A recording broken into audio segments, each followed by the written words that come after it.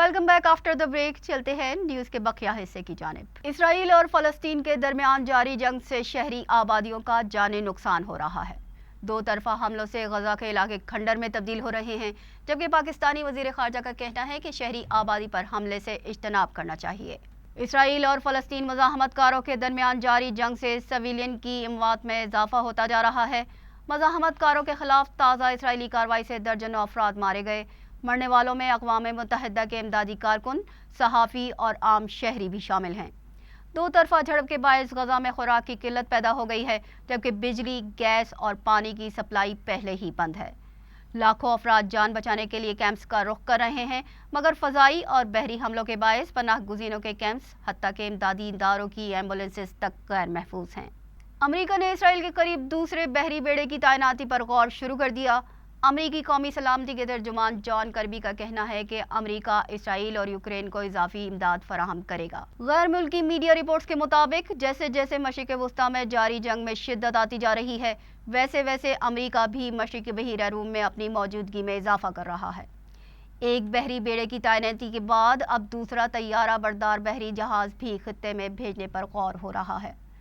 امریکہ کا اس اقدام کا مقصد خطے کے دیگر طاقتوں کی جانب سے اسرائیل کو تحفظ فراہم کرنا ہے. امریکہ ایک بحری بیڑے کو پہلے ہی اسرائیل کے قریب تعینات کر چکا ہے. یہ بیڑا USS جیرالڈ آر فورڈ جوہری ہتھیاروں سے لیس ہے. امریکی وزیر خارجہ اینٹونی بلنکن اسرائیل پہنچ گئے. اسرائیلی وزیر اعظم اور حکام سے ملاقاتیں کریں گے، جبکہ برطانوی وزیر خارجہ کے دورے کے دوران خطرے کا سائرن بجنے سے تمام شرکاء محفوظ مقام کی طرف دوڑ پڑے. مشرق وسطیٰ جنگ کے باعث امریکہ نے بھاری اور جدید اسلحے سے بھرا ہوا جہاز اسرائیل پہنچا دیا.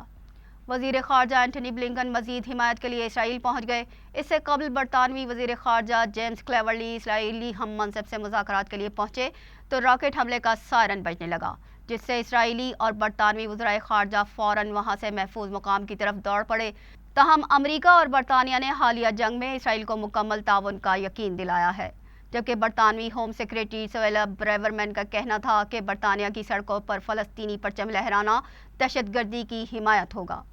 اسرائیل کو صفحہ ہستی سے مٹانے والے نعرے پبلک آرڈر جرم تصور ہونا چاہیے. Chairman PCB management committee Zaka Ashraf آج بھارت کے لیے روانہ ہوں گے. بھارتی بورڈ سے جناح گاندھی سیریز پر بات ہوگی.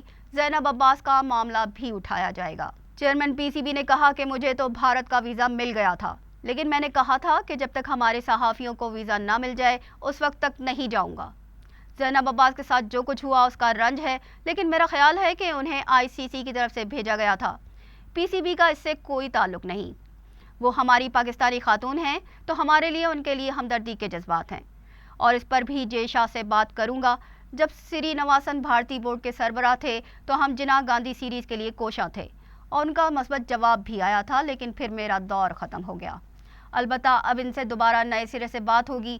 پاک بھارت سیریز زیادہ سے زیادہ کھیلنے سے پاکستان اور بھارت کے درمیان رنجشوں کو کم کیا جا سکتا ہے. چیئرمین PCB ذکا اشرف 14 اکتوبر کو احمد آباد میں پاکستان اور انڈیا کا میچ بھی دیکھیں گے. ICC one day world cup کے 9ویں میچ میں بھارت کے کپتان روہت شرما کی ریکارڈ ساز اننگ کی بدولت افغانستان کو بآسانی 8 وکٹوں سے شکست دے کر ایونٹ میں مسلسل دوسری کامیابی حاصل کر لی. بھارت نے افغانستان کا 273 رنز کا ہدف بآسانی 35 اوورز میں 2 وکٹوں کے نقصان پر پورا کر لیا. کپتان روہت شرما نے 84 گیندوں پر 131 رنز کی برق رفتار اننگ کھیلی. ان کی اس اننگ میں 5 چھکے اور 16 چوکے شامل تھے. اس کے علاوہ ایشان کشن 47 اور وراٹ کوہلی 55 رنز کے ساتھ ناقابل شکست رہے، جبکہ شریاس ایّر نے 25 رنز بنائے. افغانستان کی جانب سے راشد خان نے 2 کھلاڑیوں کو آؤٹ کیا. روہت کو شاندار batting per player of the match کا ایوارڈ دیا گیا. روہت شرما ورلڈ کپ میں سب سے زیادہ 7 سینچریاں بنانے والے بیٹر بن گئے. افغانستان نے مقررہ 50 اوورز میں 8 وکٹوں کے نقصان پر 272 رنز بنائے. حشمت اللہ شاہدی 80 رنز بنا کر نمایاں رہے. بھارت کی جانب سے بمراہ نے 4، ہاردک پانڈیا نے 2 اور کلدیپ یادو اور ٹھاکر نے ایک وکٹ حاصل کی. ورلڈ کپ میچ کا آج بڑا مقابلہ آسٹریلیا اور ساؤتھ افریقہ کے درمیان کھیلا جا رہا ہے. اس کے ساتھ ہی نیوز بلیٹن اپنے اختتام کو پہنچا. ہمیں دیجیے اجازت. اللہ نگہبان.